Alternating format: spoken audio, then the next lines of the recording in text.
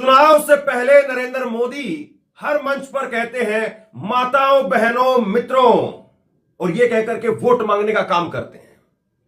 मेरे परिवार के लोगों, यह कहकर के वोट मांगे जाते हैं, सरकारें बनवाई जाती हैं। लेकिन चुनाव के बाद में एनडीए के नेता आज पता है क्या कह रहे हैं? बहुत बड़ी खबर मैं आपको देने वाला हूं और इस खबर को आपको लोगों तक पहुंचाना है। चुनाव जीतने के बाद में महाराष्ट्र के अंदर एनडीए के नेता अब औरतों को, महिलाओं को तवायफ बता रहे हैं। इससे नीच और इससे घिनौना काम और कुछ नहीं हो सकता है। और दूसरी तरफ कोई छुटभइये नेता नहीं, महाराष्ट्र के अंदर डिप्टी सीएम अजीत पवार वो खुलेआम मंच पर कह रहे हैं, और इन दोनों नेताओं की वीडियो आपको सुनाने वाला हूं। अजीत पवार खुलेआम कह रहे हैं कि तुमने मुझे वोट दिया है, इसका मतलब यह नहीं है कि तुम मेरे मालिक बन गए हो। इससे ज्यादा घिनौना काम और कुछ नहीं हो सकता है।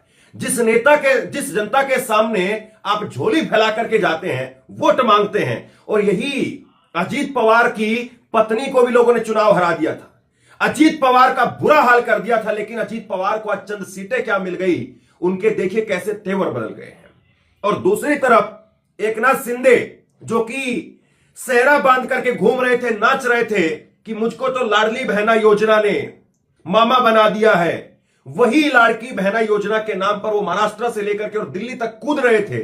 उन्हीं के नेता संजय गायकवाड़ ने कहा है एक मंच से, और तालियां बजवाई जा रही थी वहां पर, दोनों वीडियो आप सुनिएगा। संजय गायकवाड़ कह रहे हैं कि 2-2 हजार रुपए में बिकने वाली तुम तवायफ हो। इससे नीच और क्या हो सकता है बताइए आप जरा। दोनों की बाकायदा वीडियो है, ऐसा नहीं कि किसी से यूं ही किसी से बोल दिया या कहीं पर कोई वीडियो लीक कर दी गई, यहीं आपस में किसी प्राइवेट बातचीत हो रही थी, किसी और संदर्भ में कोई और बात कही जा रही थी, ऐसा नहीं है। दोनों नेताओं ने मंच पर चढ़ करके बात बोली है। लेकिन यह खबर कहीं पर किसी चैनल पर चर्चा में नहीं है।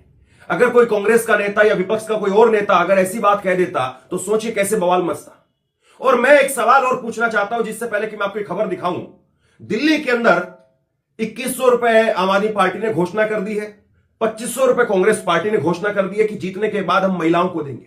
और मैंने आपको कहा भी है कि हो सकता है कि बीजेपी 3000 रुपए की स्कीम लेकर के आएगी कि अगर हम दिल्ली के अंदर चुनाव जीत जाएंगे तो 3000 रुपए हम दिल्ली में महिलाओं को देंगे। मुझे लगता है कि बीजेपी यही आंकड़ा लेकर के आएगी, इसी के आसपास का।